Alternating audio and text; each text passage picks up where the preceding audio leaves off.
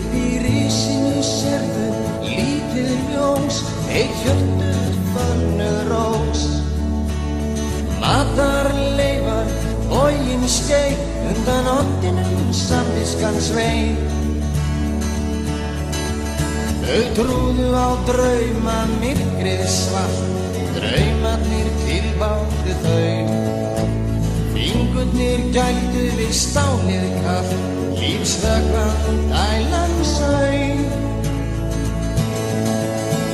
Draumarnir langir runnu í eitt, dofin þau fylgdu með.